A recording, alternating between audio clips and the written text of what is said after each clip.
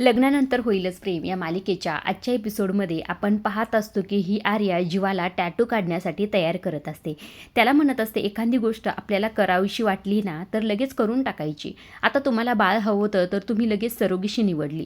मग तुम्ही तेव्हा विचार केला की 1 वर्ष थांबूया असा नाही ना विचार केला. मग एवढा टॅटूला का विचार करतोस? हा फक्त साधा टॅटूच आहे ना आणि बाळाच्या रिलेटेड आहे, त्यामुळे ते तुला बाळाची सतत आठवण येत राहील. असं म्हटल्यानंतर आता जीवासुद्धा टॅटू काढण्यासाठी तयार झालेला असतो. इकडे जी काही आर्या असते ती मनात विचार करते, एकदा काय जीवाचा टॅटू काय असेल हे फायनली मला कळू दे, मग बघ नंदिनी मी काय गेम खेळते, असंही ते आर्या स्वतःच्याच मनाशी म्हणत असते. पण हा गेम तिच्यावरच पलटणार आहे बरं का, शेवटी आपण पाहूयाच. आता हे दोघी टॅटू काढण्यासाठी निघालेले असतात. इकडे दुसऱ्या बाजूला इकडे आपण पाहत असतो की जी काही वसू असते ती काव्याबद्दल वेडवाकडं बोललेली असते. ते आपण कालच्या व्हिडिओमध्ये पाहितलेलंच आहे. त्यामुळे इकडनं माननी म्हणत असते, मला वाटलंच वसुताई तुम्ही आणखी कशा काय बोलल्या नाही. त्यावर वसुआत्या म्हणत असतात, मी काय चुकीचं बोलले माननी सांग बरं. त्यावर माननी म्हणत असते, तुम्ही चुकीचंच बोललात. त्यावर वसू म्हणते, काय चुकीचं? त्यावर माननी म्हणत असते, काय आहे ना काव्या अशी मुलगीच नाही आहे की तिला ह्या सगळ्यात मी अडकावं.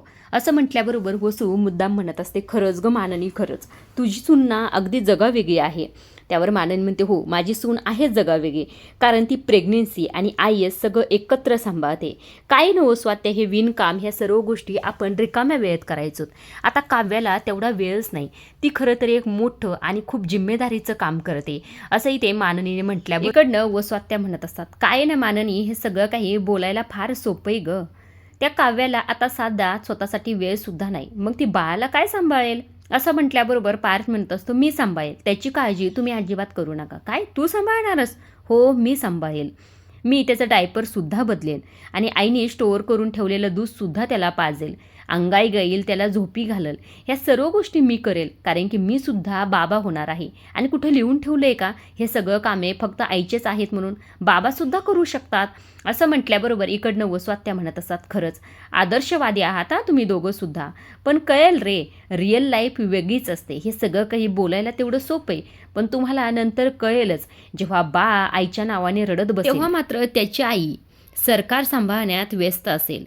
मग कळेल तुम्हाला नेमकं काय करायचं म्हणून आणि कुणाची बाजू घ्यायची म्हणून. आता घ्या तुम्ही काव्याची बाजू आणि तिच्या प्रेग्नेन्सीचा लाड करा, पण नंतर तुम्हाला ह्याच वसुताईचं बोलणं खरं वाटेल. माननी तूच माझ्याजवळ येशील आणि सगळ्या गोष्टी सांगशील. हे काय जास्त दिवस लांब नाही राहिलं, आता थोडेच दिवस राहिले, सगळ्यांना सगळं कळेल. असं म्हणून वसुआत्या तिथून निघून जातात. आता माननी पार्थला म्हणत असे, पार्थ या वसुआत्याच्या बोलण्याकडे तू अजिबात लक्ष देऊ नको आणि यातलं काव्याला सुद्धा काही सांगू नको, कारण ती आधीच तर प्रेग्नेन्सी आणि अभ्यास ह्या सर्व गोष्टी एकत्र मॅनेज करते. त्यामुळे आपण तिला सांभाळून घेतलं पाहिजे, तिची काळजी घेतली पाहिजे. असं माननीने म्हटल्याबरोबर पार्थ म्हणत असतो, ती काळजी तर आई मी घेतोयच ग, पण मला एक गोष्ट सांग, मी आणखी याच्या व्यतिरिक्त काय करू शकतो? त्यावर इकडनं माननी म्हणत असते, हे बघ पार्थ, आता काव्याला 7वा महिना लागलाय, त्यामुळे तिचं पोटसुद्धा वाढलंय आणि त्या पोट वाढल्यामुळे तिला बसताना उठताना त्रास होत असेल, तिचे पाय पण सुजत असते आणि तिची कंबर पण दुखत असेल. त्यावर पार्थ म्हणत असतो, हो त्यांना त्रास होतच असेल, त्या म्हणत नाहीत, पण त्यांच्याकडे पाहून मला नेहमी असं वाटतं की त्यांना फार त्रास होतोय. माननी म्हणत असते, हाच त्रास तू समजून घे. काय आहे ना पार्थ, इकडे बघ, एखाद्या बाईला जर प्रेग्नेंट असेल तर तिच्या नवऱ्याने न सांगता जर तिची काळजी घेतली ना, हे सगळ्या जगातलं मोठं सुख असतं बघ. असं म्हटल्यानंतर आता माननी तिथून निघून जाते. आता इकडे पार्थ विचारच करत असतो की काव्यासाठी नेमकं मी काय करू म्हणजे काव्याला बरं वाटेल, असा त्याचा विचार सुरू असतो. इकडे दुसऱ्या बाजूला जीवा आणि आर्या टॅटू पार्लरमध्ये जाऊन पोहोचलेले असतात. त्या टॅटूवाल्या दादा विचारत असतात की तुम्ही याआधी कधी टॅटू काढला का? जीवा म्हणत असतो, हो काढलाय. आता हे ऐकल्याबरोबर लगेच आर्या म्हणत असते, काय, कुठे काढला, कसा काढला, म्हणजे हातावर काढला का छातीवर काढला? असं म्हटल्याबरोबर जीवा विषय बदलतो आणि आर्याला म्हणत असतो, आपण या टॅटूबद्दल बोलूया का आता? तेव्हा मात्र आर्याचा चेहरा बघण्यासारखा झाला होता. आता त्या दादाला जीवा सांगत असतो, हे बघा मला टॅटू काढायचा आहे. त्यावर दादा म्हणत असतात, म्हणजे तुमच्या डोक्यात काही आयडिया आहेत का कसा टॅटू वगैरे काढायचा आहे? त्यावर जीवा म्हणत असतो, आम्ही काही ठरवलं नाही, म्हणजे आता जस्ट आम्ही टॅटू काढायचं असं ठरवलं आहे, त्यामुळे मला काही कल्पना नाही आहे. पण एक तुम्हाला सांगू का, मला माझ्या बाळाच्या रिलेटेड टॅटू काढायचा आहे, म्हणजे मी लवकरच बाबा होणार आहे. असं म्हटल्याबरोबर आता तो टॅटूवाला जो दादा असतो तो 1-2 टॅटू दाखवतो. आता त्याने एक टॅटू टॅटू दाखवला असतो त्यात मॉम डॅड आणि वरती त्याची पूर्ण फॅमिली असते. तेव्हा आर्या तो टॅटू पाहते तेव्हा ती पटदिशीने म्हणते नाही नाही नको नको असं ओरडल्याबरोबर जीवा तिच्याकडे पाहतच राहतो. आर्या म्हणत असते बघ ना म्हणजे जीवा ते खूप ओव्हर वाटतंय ना, छान नाही वाटणार. तेव्हा जीवा म्हणतो हो मला सुद्धा वाटतंय जरा ओव्हरच वाटेल, दुसरं काहीतरी काढूया. तेव्हा इकडनं जी काही आर्या असते त्याला जरा आयडिया देत असते. ती म्हणत असते जीवा ते बघ ना किती छान कपल टॅटू आहेत.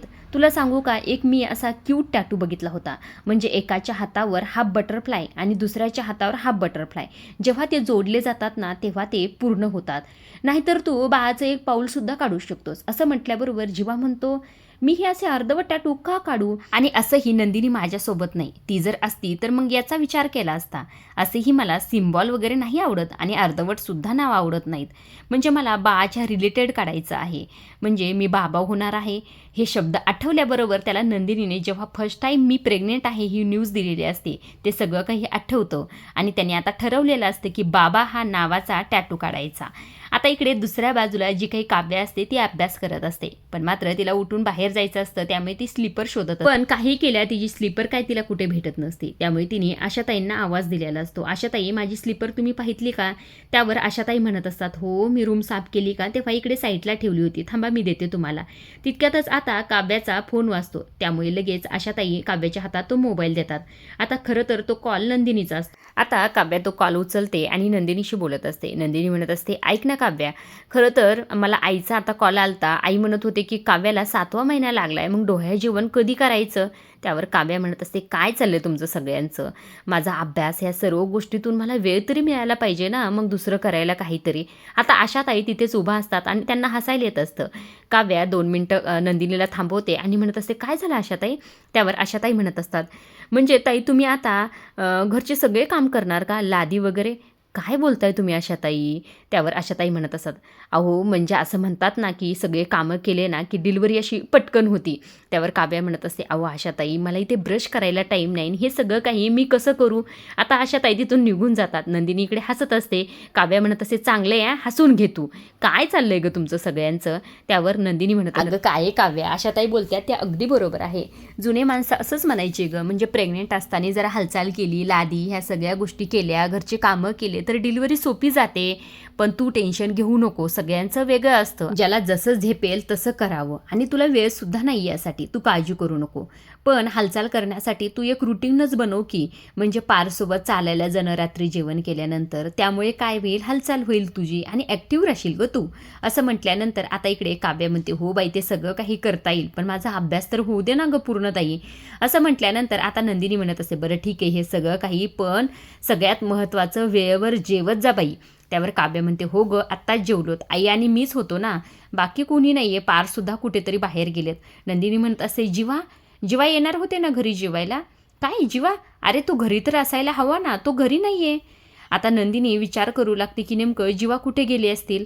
आता इकडे दुसऱ्या बाजूला बाबा नावाचा टॅटू काढायला सुरुवात झालेली असते. तेव्हा इकडनं आर्या म्हणत असते काय हिरो, तुला जर भीती वगैरे वाटली ना तर तू माझा हात पकडू शकतोस. जीवा म्हणत असतं इट्स ओके, याआधीसुद्धा मी टॅटू काढलाय त्यामुळे तू घाबरू नकोस. आता आर्या मनात विचार करत असते मगाशी सुद्धा हा म्हटला की मी याआधी टॅटू काढलाय, पण कोणता टॅटू काढला असेल आणि हा विषय काय टाळतोय, नेमकं काय प्रकार असेल हा सगळा काही, असंही ते आर्या विचार करू लागते. आता इकडे टॅटू काढायला सुरुवात होत असते, मात्र जीवाने त्याला थांबवलेलं असतं आणि आर्याकडे मोबाईल दिलेला असतो आणि म्हणत असतो एवढा व्हिडिओ शूट करतेस का, म्हणजे नंदिनीला दाखवायला होईल. आता आर्या मोबाईल हातात घेते तेव्हा खरं जीवाला विचारत असते पासवर्ड काय आहे. जीवा म्हणतो जीवा नंदिनी. आता हे ऐकल्यानंतर परत आर्याला खटकलेलं असतं. आता ती मोबाईल कसाबसा ऑन करते आणि जीवाचाही ती व्हिडिओ काढत असते. तितक्यातच नंदिनीचा कॉल आलेला असतो. कोणाचा कॉल आहे असं म्हटल्याबरोबर आर्या म्हणते नंदिनीचा. त्यावर जीवा म्हणतो उचल ना स्पीकरवर ठेव. आता इकडनं आर्या म्हणत असते काय स्पीकरवर ठेव, अरे त्या मशीनचा आवाज येईल, मग तिला कळेल की आपण कुठे आहोत म्हणून, टॅटूचं सरप्राईज द्यायचंय ना तुला. असं म्हटल्याबरोबर जीवा म्हणत असतो हो रे हे तर माझ्या लक्षातच आलं नाही. आर्या म्हणत असते कट करू का फोन. जीवा लगेच इकडनं ओरडतो कट करू नको रे बाबा, आमच्यात आम्ही असे एकमेकांचे फोन अजिबातच कट करत नाहीत, असाच वाजू दे राहू दे. असं म्हटल्यानंतर आर्याला इकडे राग आलेला असतो. आता इकडे दुसऱ्या बाजूला नंदिनी सुद्धा परेशान झालेली असते. जेव्हा फोन का उचलत नसतील, कुठे गेले असतील याचाच ती विचार करत असते. इकडे जी काही आर्या असते ती प्रेमाने जीवाचा तो व्हिडिओ शूट करत असते आणि मनातच म्हणत असते आता जन्मजय माझ्यासोबत आहे आणि कायम तो माझ्यासोबतच राहणार आहे असंही ते स्वतःच्याच मनाशी म्हणत असते. इकडे दुसऱ्या बाजूला जी काही काव्य असते ती किचनमध्ये असते आणि ती ब्लॅक कॉफी बनवते. तितक्यातच इकडनं पार्थ आलेला असतो. पार्थ आल्याबरोबर म्हणत असतो, काव्या काय करताय तुम्ही? ब्लॅक कॉफी किती घेणार दिवसाची तुम्ही ब्लॅक कॉफी? काव्या म्हणत असते, अहो जास्त नाही हो, आता मला अभ्यासाला बसायचं आहे ना, मग त्याआधी थोडासा डोस म्हणून घेतला. असं म्हटल्यानंतर पार्थ म्हणत असतो, काव्या तुम्ही किती अभ्यास करणार सांगा? सकाळी पहाटेपासून तुम्ही अभ्यास करता, क्लासला गेल्यानंतर सुद्धा अभ्यास केला, लायब्ररीसुद्धा अभ्यास केला, आल्यावर सुद्धा अभ्यास केला. आता रात्र झाली आहे, गरीब नवऱ्यासाठी जरा वेळ द्या की, या आपल्या बेबूसाठी द्या, घरच्यांसाठी द्या आणि विशेष म्हणजे स्वतःसाठी तरी वेळ द्या की. असं म्हटल्याबरोबर काव्या इकडनं म्हणत असते, तुमचं म्हणणं पार्थ बरोबर आहे. म्हणजे काय आहे ना, आजचं टार्गेटसुद्धा माझं कंप्लीट झाले, म्हणजे मी तुम्हाला आज वेळ देऊ शकते. त्यावर इकडनं पार्थ म्हणत असं, म्हणजे आज पॅकअप का? हां, म्हणजे पॅकअप आहे, पण पॅकअप नंतर तुम्ही काय नेमकं माझ्यासाठी सरप्राईज देणार आहे त्यावर ठरणार आहे की नेमकं मी पॅकअप करायचं का नाही. असं म्हटल्यानंतर पार्थ म्हणत असतो, मग चला मी तुम्हाला दाखवतोच आज नेमकं काय सरप्राईज आहे. असं म्हणून दोघे आता किचनच्या बाहेर निघायला लागलेले असतात. तेव्हा काव्या म्हणत असते, अहो पार्थ पण एवढी ब्लॅक कॉफी तरी मला पिऊ द्या की. अहो ते नंतर सगळं काही नंतर करूया आपण. तितक्यातच मिथून काका आलेले असतात. मिथून काका म्हणत असतात, काय चाललंय तुमच्या दोघांचं? काय शिजते नेमकं? पार्थ म्हणत असतो, पाणी. काव्या म्हणत असते, काय चालले पार्थ, काय बोलताय तुम्ही? तेव्हा पार्थ म्हणत असतो, खरं तर मिथून काका तुम्ही अगदी करेक्ट टायमिंगला आल्यात. तुमच्याकडे रुमाल आहे का? मिथून काका म्हणत असतो, हो आहे की. मग दाखवा इकडे. मिथून काकांना तर काही कळत नसतं काय चाललंय. आता पार्थ तो रुमाल घेतो, त्याची घडी घालतो आणि ते काव्याच्या डोळ्याला बांधत असतं. इकडे काव्याचा गोंधळ सुरू असतो. काव्या म्हणत असते, काय चाललंय पार्थ, सांगा तरी ना, असं डोळ्याला काय बांधताय तुम्ही? पार्थ म्हणत असतो, तुम्हाला दिसत तर नाही ना? काव्या म्हणते, नाही दिसत, पण मला सांगताय का तुम्ही? आता पार्थ इशाऱ्यानेच मिथून काकांना म्हणतो की ते गरम पाणी करा. आता काव्याला घेऊन पार्थ तर किचनमधून निघून गेलेला असतो. मिथून काका ते गरम पाणी करत असतात. आता मिथून काका मदत करणार पार्थला. आता नेमकं काय सरप्राईज आहे ते तर उद्याच्या भागात कळेल बरं का. आता हा शेवटचा सीन आपण बघतोय. इकडे जी काही नंदिनी असते ती परेशान झालेली असते. रात्र झालेली असते तरीसुद्धा जीवाचा फोन काय लागत नसतो. त्यामुळे तिने ऑफिसमध्ये कॉल केलेला असतो. त्याचबरोबर आता जीवाच्या मित्रांना सुद्धा कॉल करून ती विचारत असते. मात्र जीवाचा काही केल्या काही आत्तापत्ता नसतो. नंदिनी इकडे फार टेन्शनमध्ये असते. तितक्यातच इकडनं खरं तरी ते दबक्या पावलाने जीवा आतमध्ये आलेला असतो. हळूहळू येत असतो. नंदिनी इकडे फार टेन्शनमध्ये असते. काय झालं असेल? जीवा दुपारपासून माझा फोन का उचलत नसेल याचाच ती विचार करत असते. आता पटकन जीवा येतो. आता जीवाला पाहता क्षणी इथे नंदिनी तिचा पाडा सुरू करते. काय जीवा तुमचं, कुठे होतात तुम्ही? दुपारपासून माझा फोन का उचलत नाहीत? काय चाललंय तुमचं? माझा जीव किती घाबरला होता माहिती आहे का तुम्हाला? जीवा म्हणत असतो, अरे नंदिनी तू शांत बसतेस का? खरं तर दुपारी मी तुझ्यासाठी एक सरप्राईज प्लॅनिंग करत होतो आणि त्यानंतर मी मॉलमध्ये गेलो आणि तुझ्यासाठी ते सुद्धा एक सरप्राईज आणलंय मी. त्यावर नंदिनी म्हणत असते, मला हे सरप्राईज तुमचं अजिबातच नको आहे. माझा जीव इथे टांगीला लागला होता. तुम्ही फोन उचलत नाहीत, माझ्या मेसेजला रिप्लाय करत नाहीत, म्हणून मी आता सगळ्यांना फोन केले तरीसुद्धा तुम्ही गायब. काय चाललंय जीवा तुमचं? असं म्हटल्याबरोबर जीवा म्हणत असतो, नंदिनी तू शांत हो ना, ऐक ना माझं, मी काय म्हणतो तर ऐक ना. अरे मी तुझ्यासाठी सरप्राईज प्लॅनिंग करत होतो म्हणून नाही ना फोन उचलला. माहिती आहे ना तुला काय सरप्राईज आहे? असं नंदिनी म्हटल्याबरोबर जीवा लगेच पडदिशीन ते सरप्राईज दाखवायला सुरुवात करतो. ते सरप्राईज नंदिनीला जेव्हा दिसतं, बाबा नावाचा टॅटू, तेव्हा मात्र नंदिनीच्या चेहऱ्यावर फार हसू आलेलं असतं. नंदिनी म्हणत असते, जीवा हे कधी काढलं तुम्ही? जीवा म्हणत असतो, आज काढलं दुपारी, म्हणून तर तुझा फोन नव्हतं ना उचलत. आता नंदिनी तर फार खुश असते कारण की तिला सुद्धा तो टॅटू फार आवडलेला असतो. दोघीही फार खुश असतात. जीवा तरी ते फार इमोशनल झालेला असतो. जीवा नंदिनीला म्हणत असतो, बाबा हे माझ्यासाठी रिमाइंडर असणार आहे. मी बाबा होणार, मी बाबा झालो. आता फक्त घरी माझी नंदिनी वाट बघणार नाही, माझी परीसुद्धा माझी वाट बघणार आहे. तिच्या 2 त्या पोन्या, गोबरे गोबरे गाल, माझी सुंदर परी. बाबा हा फक्त टॅटू नाही तर जाणीव आहे की जोपर्यंत बाबा घरी येत नाही तोपर्यंत माझी जागणारी गोड परी, तिच्यासोबत आल्यानंतर बाबा रुसणारी ती परी, तिचा रुसवा काढणारा हा बाबा, ह्या सर्व गोष्टी मला अनुभवायच्यात. आता जीवा हे सगळं काही बोलत असताना जीवाच्या डोळ्यात फार पाणी आलेलं असतं. नंदिनी म्हणत असते, जीवा हे सगळं काही खूप छान बोलताय तुम्ही, तुमचे थॉट खरंच फार सुंदर आहेत. खरं सांगू का? आणि हा टॅटूसुद्धा तेवढा सुंदर आहे. मला फार आवडला बाबा नावाचा टॅटू, खरंच खूप सुंदर सुंदर आहे. आता दोघीही त्या टॅटूमध्ये रमलेले असतात.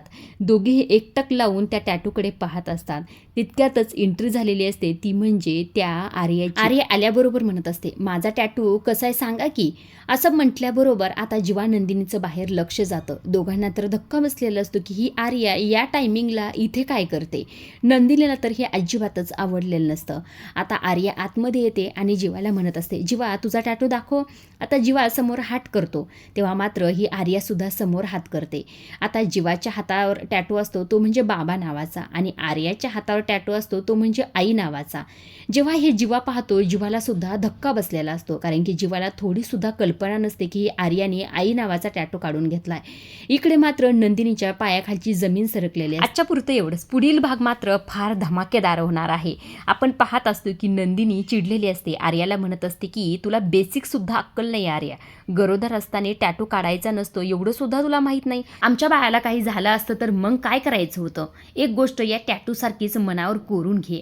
तुझ्या पोटातलं बाळ त्याची आई फक्त नंदिनी आहे म्हणून, आणि हे डोक्यात शिरत नसेल ना तर हा टॅटू कोरून घे असंही ते नंदिनी म्हणत असते. आता एक पेन घेऊन येते आणि तिच्या हातावर लिहित असते, बाळाची आई फक्त नंदिनी आहे म्हणून. आता हे सगळं काही ती बजावूनच सांगत असते. आर्या तर हादरलेली असते. नेमकं पुढे काय होणार आहे हे पाहण्यासारखंच आहे. आजच्या पुरतं एवढंच. अशा डेली मालिकेचे अपडेट, नवीन प्रोमो जर तुम्हाला जाणून घ्यायला आवडत असतील तर आपल्या चॅनलला जरूर सबस्क्राईब करा. तोपर्यंत पाहत राहा लग्नानंतर होईलच प्रेम.